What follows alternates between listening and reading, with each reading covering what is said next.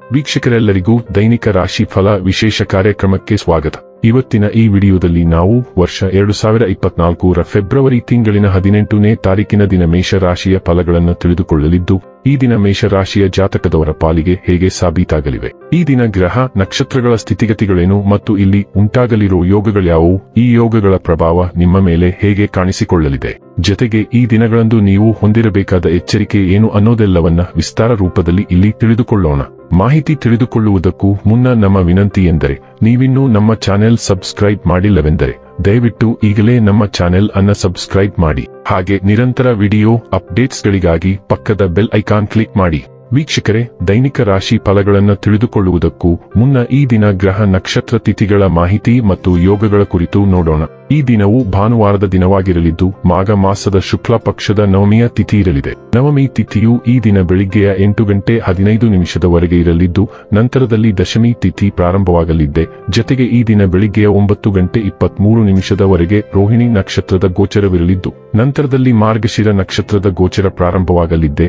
ಜೊತೆಗೆ ಈ ದಿನ ಮಧ್ಯಾಹ್ನದ 12:39 ವೈದ್ಯುತಿ ಹೆಸರಿನ ಯೋಗ ಇರಲಿದ್ದು, ನಂತರದಲ್ಲಿ ವಿಷ್ಕುಂಭ ಹೆಸರಿನ ಯೋಗ ಪ್ರಾರಂಭವಾಗಲಿದೆ. ಇನ್ನು ಚಂದ್ರದೇವನು ಈ ದಿನ ರಾತ್ರಿಯ 9:54 ವೃಷಭ ರಾಶಿಯಲ್ಲಿ, ನಂತರದಲ್ಲಿ ಮಿಥುನ ರಾಶಿಯಲ್ಲಿ ಗೋಚರಿಸಲಿದೆ. ಅದೇ ಸೂರ್ಯದೇವನು ಈ ದಿನ ಕುಂಭರಾಶಿಯಲ್ಲಿ ಗೋಚರಿಸಲಿದ್ದಾನೆ. ಇನ್ನು ಈ ದಿನದಂದು ಅಭಿಜಿತ ಮುಹೂರ್ತವು ಮಧ್ಯಾಹ್ನದ 12:13 ಇಂದ ಮಧ್ಯಾಹ್ನದ 12:58 ಇರಲಿದೆ. ಇದು ಈ ದಿನದ ಗ್ರಹ ನಕ್ಷತ್ರ ತಿಥಿಯ ಕುರಿತಾದ ಮಾಹಿತಿಯಾಗಿದ್ದು, ಇದರ ಆಧಾರದ ಮೇಲೆ ನಿಮ್ಮ ದಿನಚರಿಯಲ್ಲಿಯೂ ಬದಲಾವಣೆ ಕಂಡು ಬರಲಿದೆ. ಇನ್ನು ಈಗ ಈ ದಿನದ ಮೇಷರಾಶಿಯ ಫಲಗಳ ಕುರಿತು ನೋಡುವುದಾದರೆ, ನಿಮ್ಮ ದಯಾಳು ಪ್ರಕೃತಿ ಇಂದು ಅನೇಕ ಸಂತೋಷದ ಕ್ಷಣಗಳನ್ನು ತರುತ್ತದೆ.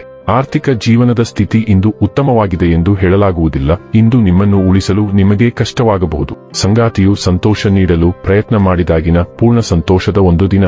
ನಿಮ್ಮ ಪ್ರೀತಿ ಪಾತ್ರರೊಡನೆ ನಿಮ್ಮ ವೈಯಕ್ತಿಕ ಭಾವನೆಗಳು ಅಥವಾ ರಹಸ್ಯಗಳನ್ನು ಹಂಚಿಕೊಳ್ಳಲು ಇದು ಸರಿಯಾದ ಸಮಯವಲ್ಲ. ಕಷ್ಟದಲ್ಲಿರುವವರಿಗೆ ಸಹಾಯ ಮಾಡುವ ನಿಮ್ಮ ಸಾಮರ್ಥ್ಯ ನಿಮಗೆ ಗೌರವ ತರುತ್ತದೆ. ನಿಮ್ಮ ಸಂಗಾತಿ ನಿಮ್ಮ ಹಿಂದಿನ ಜೀವನದ ಒಂದು ರಹಸ್ಯ ತಿಳಿದು ಸ್ವಲ್ಪ ಬೇಜಾರಾಗಬಹುದು. ಟಿವಿಯಲ್ಲಿ ಚಲನಚಿತ್ರ ನೋಡುವುದು ಮತ್ತು ತಮ್ಮ ಹತ್ತಿರವಿರುವ ಜನರೊಂದಿಗೆ ಗಾಸಿಪ್ ಮಾಡುವುದು ಇದಕ್ಕಿಂತ ಉತ್ತಮ ಇನ್ನೇನು ಇರಬಹುದು. ನೀವು ಸ್ವಲ್ಪ ಪ್ರಯತ್ನಿಸಿದರೆ ನಿಮ್ಮ ದಿನವು ಈ ರೀತಿ ಹಾದುಹೋಗುತ್ತದೆ. ಈ ದಿನ ನಿಮಗೆ ವಿಶೇಷವಾಗಿ ಅನುಕೂಲಕರವಾಗಿದೆ.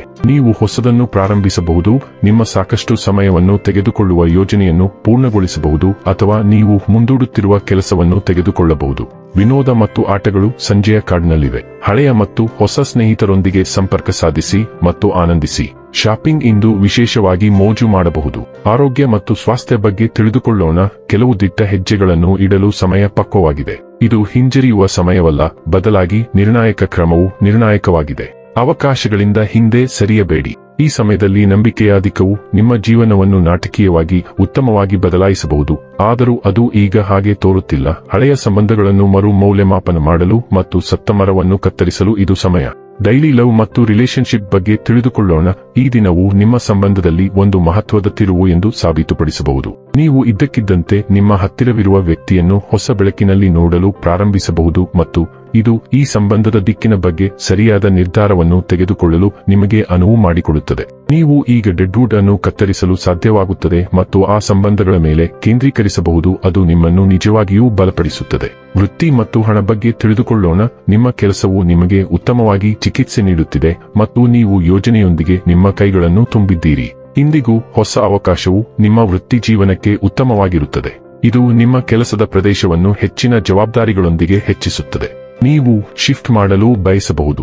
ಕಂಪನಿಯೊಳಗೆ ಅವಕಾಶ ದೊರೆಯುತ್ತದೆ. ಅದೇ ಬಗ್ಗೆ ಯಾವುದೇ ಮಾಹಿತಿಯ ಬಗ್ಗೆ ಜಾಗೃತರಾಗಿರಿ. ಆದಾಗ್ಯೂ ವೇತನವು ಒಂದೇ ಆಗಿರಬಹುದು.